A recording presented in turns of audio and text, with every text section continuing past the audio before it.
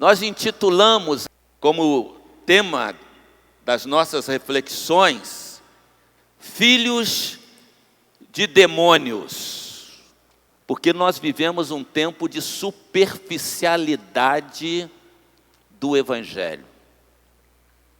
As pessoas têm conhecido pouco da palavra, e a Bíblia diz que por falta de conhecimento o povo perece. É por isso que tem se levantado tantos falsos profetas e o povo dá glória e aleluia ao Senhor, mesmo diante de tanta falsidade. Eu procuro fazer com que você pense, vá para casa refletindo. E é interessante que às vezes a gente não se dá conta do pouco conhecimento que as pessoas têm de Bíblia.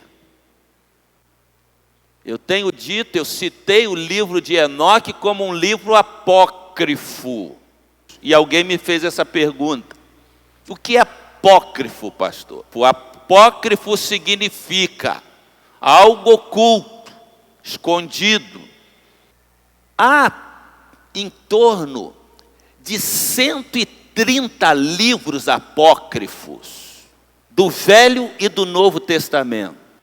Mencionei nos estudos feitos a respeito do capítulo 6 de Gênesis, quando no capítulo 6 de Gênesis, de 1 a 4, cujo texto sagrado assim nos diz: como se foram multiplicando os homens na terra e lhes nasceram filhas, vendo os filhos de Deus que as filhas dos homens eram formosas, tomaram para si mulheres, as que entre todas mais lhe agradaram.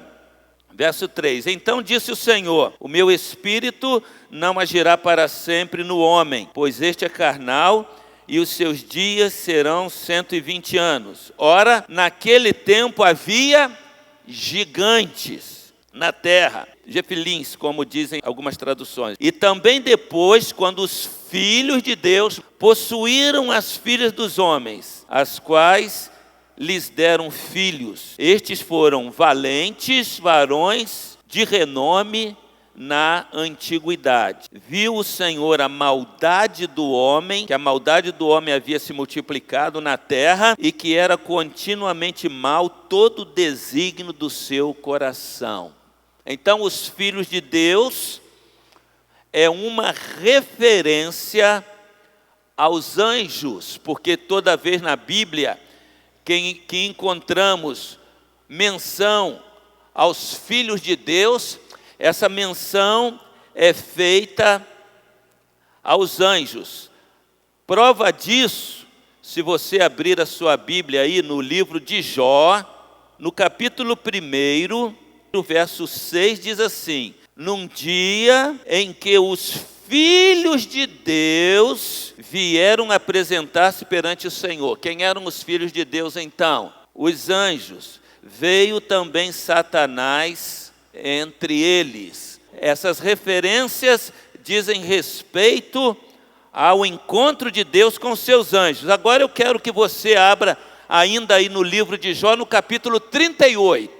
O versículo 7, o que é que a palavra do Senhor diz? Quando as estrelas da alva juntas alegremente cantavam e rejubilavam todos os filhos de Deus. Jó está fazendo menção ao período que antecede ao nosso período. Há um período em que Deus ainda não havia criado o ser humano, mas Deus já havia criado anjos, querubins, serafins. E nós às vezes nos equivocamos, porque nós pensamos que os anjos são todos iguais. Mas há categorias de anjos. E as pessoas imaginam que todos têm asas. Mas na verdade, anjos, arcanjos, não têm asas. Tire isso da tua cabeça. Anjos na Bíblia são sempre comparados aos seres humanos.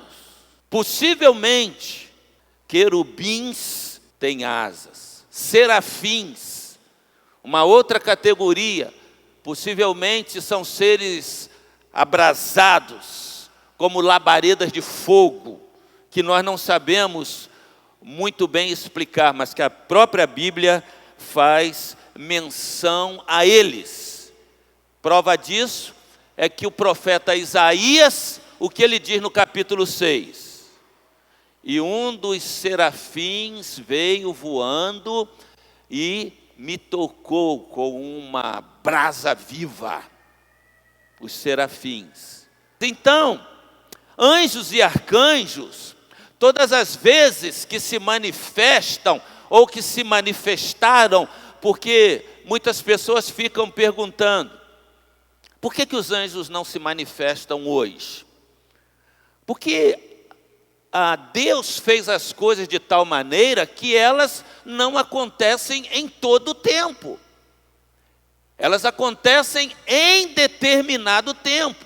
Por exemplo, é possível que os anjos, pelo texto bíblico, tenham tido relações com as mulheres? Sim, com certeza. Pelo que diz Gênesis no texto lido, pelo que diz a carta de Judas, Pedro no capítulo 2, da primeira carta, tudo leva a entender, respaldado, mais uma vez vos digo, pelo livro de Enoque, que amplia esta visão. Com certeza, os anjos tiveram um relacionamento com mulheres. E por que razão? Porque o diabo sabia que pela sua desobediência, o que aconteceu antes da existência humana, pela sua desobediência, da semente da mulher nasceria um que esmagaria a cabeça da serpente. Então o ideal de Satanás, qual era senão fazer com que surgisse uma geração híbrida, de uma mistura de anjos com seres humanos. E é interessante, porque no capítulo 1 de Gênesis, se você ler ali a partir do verso 8, você vai ver que a Bíblia diz o seguinte: e Deus criou as árvores, cada uma de acordo com a sua semente. Você sabia que a palavra sêmen vem de semente? Então, quando um homem tem relação com uma mulher, ele deixa a sua semente, e daquela semente nasce uma criança. Então Deus está dizendo, de cada espécie. Mas o diabo tentou misturar as espécies. É isso que o diabo continua fazendo na geração de hoje. Eu sei que é difícil falar, porque o tema está fora de moda. Mas a homossexualidade exatamente é uma tentativa do diabo em fazer essa junção. O que ele tentou fazer lá atrás. Mas Deus encerrou. Os anjos tiveram então uma queda. Esses anjos, como já vos disse, estão acorrentados no Tártaro. Como fala tanto Judas quanto Pedro. Estão acorrentados no inferno. E a palavra inferno ali é Tártaro, é aprisionamento. Por quê? Porque muita gente pensa que o diabo está no inferno. Não é verdade? A maioria dos cristãos não imaginam isso. Você vê, inclusive, nas ilustrações, ou nos filmes, ou qualquer coisa, o quê? A pessoa caiu no inferno, o diabo está lá, né, com aquele garfão lá, infernizando a vida das pessoas. O diabo não está no inferno. Os demônios não estão no inferno. Eles não são donos do inferno. O inferno não é morada deles. A Bíblia é clara ao nos dizer que o inferno foi preparado para o diabo e seus anjos. Mas eles só serão mandados para lá quanto da sentença final. Aqueles anjos que deixaram a sua morada e eles então agora assumiram a forma humana e tiveram relações com as mulheres. Alguns tendem a argumentar que estes filhos de Deus seriam filhos de Sete, da geração de Sete, porque Adão foi feito à imagem e semelhança de Deus, Sete foi o filho de Adão, feito à imagem de Adão. Então alguns argumentam que esses filhos de Deus seriam uma referência aos filhos de Sete. Se você abrir a sua Bíblia em Gênesis 5, de 3 a 6, eu vou ler o 3. A palavra do Senhor diz assim: viveu Adão 130 anos e gerou um filho, à sua semelhança, conforme a sua imagem, e lhe chamou Sete. Depois que gerou a Sete, viveu Adão 800 anos e teve filhos e filhas. Os filhos dos homens e as filhas dos homens seriam os filhos de Caim. Então, a geração de Caim se mesclou com a geração de Sete. Mas esse argumento, ele não prevalece. Por que razão? Porque a Bíblia, como nós veremos agora, mostra que dessa união, filhos de Deus e filhos dos homens nasceram gigantes. E não há comprovação alguma de que filhos de uma geração pura de Sete, com filhos de uma geração pecaminosa como o filho de Caim, iria gerar gigantes. Por esta razão, o entendimento é que os filhos de Deus, anjos, tenham coabitado com mulheres. E isso está claro na palavra de Deus, e nós veremos alguns textos bíblicos que nos mostram esta verdade. Por exemplo, 2 Samuel capítulo 21, o verso 16 diz assim: Isbi-Benob, descendente dos gigantes. O peso do bronze de sua lança era de 300 ciclos e estava cingido de uma armadura nova. Este intentou matar a Davi.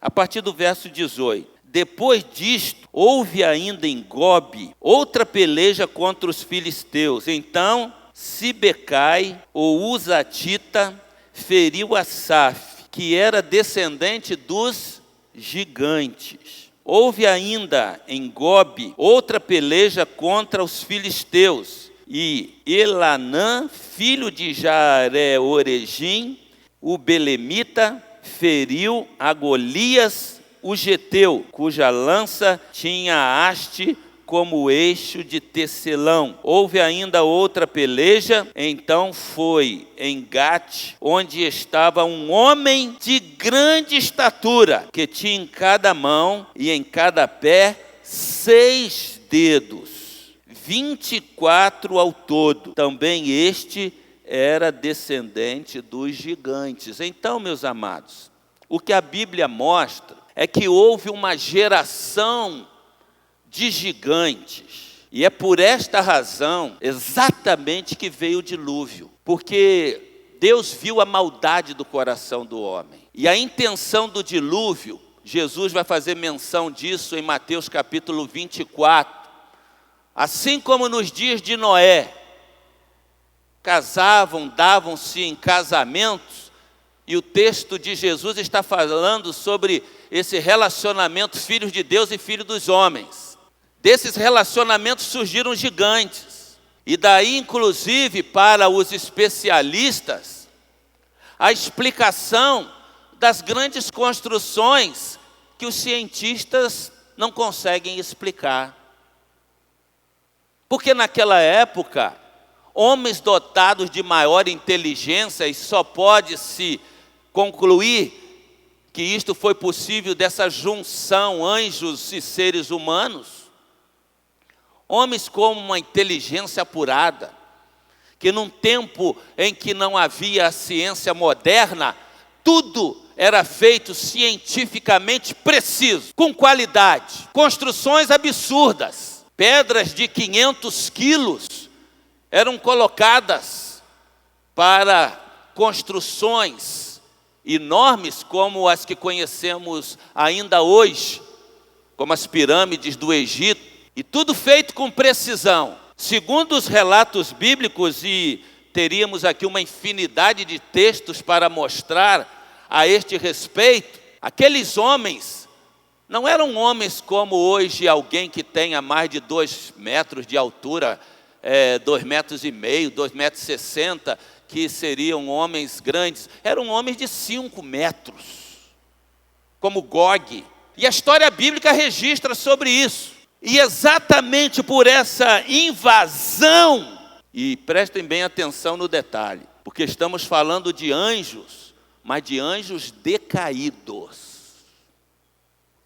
E a Bíblia é tão clara sobre isso, que fala sobre os nefilins, os anaquins. A própria Bíblia diz que Josué matou os últimos gigantes. Mas no capítulo 17 de 1 Samuel, Davi enfrentou um gigante, depois do dilúvio. Josué lutou com o gigante depois do dilúvio.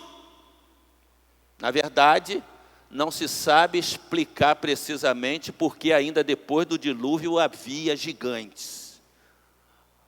Alguns admitem que possivelmente esses gigantes que surgiram tenham sido diferentes dos gigantes antes do dilúvio.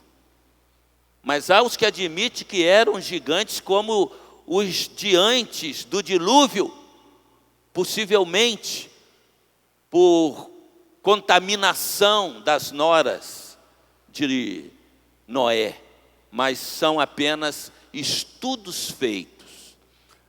O que eu quero concluir dizendo para os irmãos e para os amigos é que a Bíblia fala com clareza de uma invasão dos demônios. Aqueles anjos eram anjos caídos.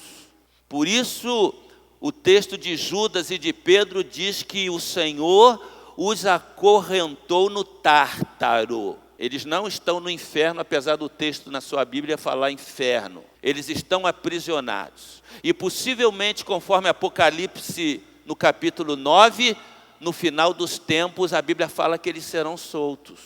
Eles serão soltos. Tudo isso tem a intenção de quê? Assustar alguém? Não, de forma alguma. Esclarecer e dizer algo mais. Nós não estamos, pelo menos a maioria dos cristãos não tem demonstrado que estão atentos a este fato, de que um verdadeiro exército demoníaco anda perambulando por aí afora. Não é difícil você entender isto quando você olha para a história de Jesus. Quando ele chega diante do gadareno e ele vai expulsar aqueles demônios, o que é que eles dizem? Não nos mande agora para o lugar de sofrimento. Em outras palavras, é isso que eles estão dizendo. Não nos mande agora. Deixa-nos entrar nesses porcos. O diabo e o seu exército demoníaco, meus amados, sabem que há um dia em que serão sentenciados à perdição eterna. Porque de acordo com Apocalipse capítulo 12, o versículo 11 de Apocalipse 12 diz assim, que nós que cremos em Jesus, quando estivermos diante do Senhor, os anjos perguntarão, quem são esses? E a resposta será dada da seguinte maneira, estes são aqueles que o venceram o diabo e seu exército pelo sangue do Cordeiro e pelo seu testemunho na cruz. É pelo sangue do Cordeiro e pelo testemunho na cruz. Esse texto deixa claro que Jesus já venceu a Satanás e o seu exército quanto ao seu estado final. Mas se os demônios não estão no inferno, muito menos no céu, eles estão vagando procurando morada. E os estudiosos afirmam que com o aproximar da vinda de Jesus, os anjos sempre foram vistos como seres humanos, na figura de seres humanos. Alguns deles, inclusive, recebendo o nome Miguel, Gabriel. Quando eles chegam na casa de Abraão, Abraão nem sabia quem eram as pessoas que estavam chegando. Alguns no passado, sem o saber, o que fizeram? Hospedaram anjos. Literalmente, hospedaram anjos. A igreja de Cristo precisa estar atenta mais do que nunca, porque nós temos pregado, temos ouvido alertas de que estamos vivendo os últimos tempos. Deus encerrou aqueles gigantes em prisão, aqueles anjos decaídos em prisão, aqueles gigantes pereceram nas águas do dilúvio, diz a Bíblia. Deus encerrou ali aquela possibilidade. Mas como nós já afirmamos aqui, no final dos tempos, o mesmo pode acontecer com demônios tomando formas humanas, porque a Bíblia diz que o diabo, ele se transfigura em anjo de luz. Ele se transfigurou no Éden, e possivelmente essa geração de anticristo possa ser fruto de um relacionamento entre demônios e seres humanos. Parece que nós estamos um tanto distante da realidade. Hoje o ser humano tem feito da sua vida sexual verdadeira aberração, relações entre seres humanos e animais. É nesse contexto de promiscuidade que as igrejas já até aceitam com uma certa facilidade que Satanás e seu exército há de se manifestar. E a igreja precisa deixar de ser uma igreja tímida. Nós estamos vivendo como se nada estivesse acontecendo. Estamos vivendo um período de uma verdadeira praga que tem assustado, trazido pânico, ceifado vidas. Sinais dos últimos dias. Isso não sou eu que estou dizendo apenas. Em todos os cantos, os pregadores estão levantando a voz para dizer. E a igreja de Cristo, o que tem feito? Nós não podemos continuar com a nossa rotina apenas de participar de um culto ou outro, e isso é tudo. Nós precisamos salvar gente antes que seja tarde demais.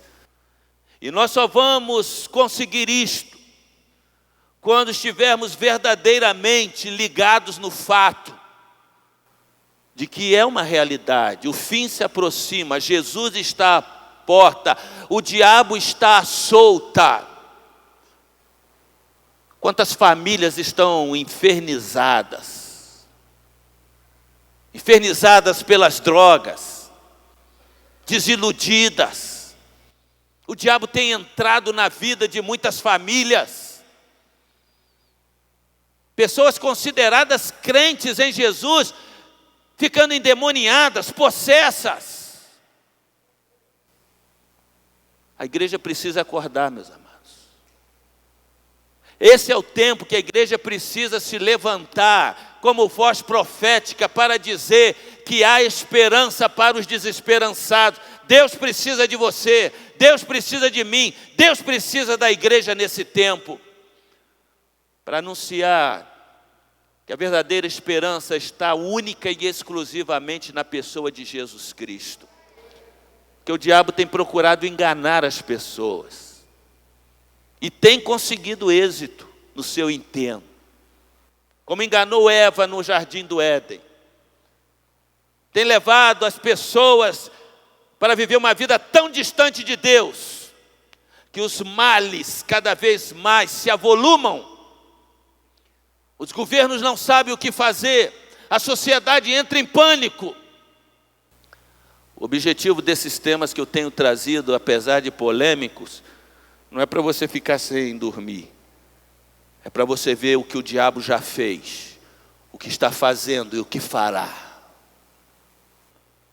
E a igreja de Jesus precisa se levantar como voz profética nesse tempo. Precisamos sair da nossa zona de conforto, deixar a indiferença de lado. Você precisa buscar ter uma vida de oração, de dependência de Deus. Você precisa se envolver mais com as coisas de Deus, deixar o pecado. Há muita gente que está andando com a Bíblia debaixo de um braço, mas o pecado está debaixo do outro braço. Pessoas que estão vivendo no mundo totalmente desprovidos da vontade de Deus. Vidas duplas. E eu quero que você saiba, não são só os membros da igreja, não. Pastores homossexuais. Pastores vivendo vida dupla. Pastores mercenários. Quem é de Deus sabe que anúncio da palavra de Deus, todas essas coisas vão de acontecer. Salvai-vos dessa geração perversa. Nós estamos brincando de religiosidade, brincando com Satanás, achando que Deus é um fantoche. Deus precisa de homens e de mulheres, mas homens que tenham um verdadeiro compromisso com Ele. Você precisa arrepender-se dos seus pecados hoje. Hoje. Você precisa ter uma nova disposição. Precisamos ter vidas consagradas no altar de Deus, dispostas a dizer: usa a minha vida para mudar essa geração. Você não vai poder salvar todos, mas você vai poder salvar alguns. O tempo do fim está próximo.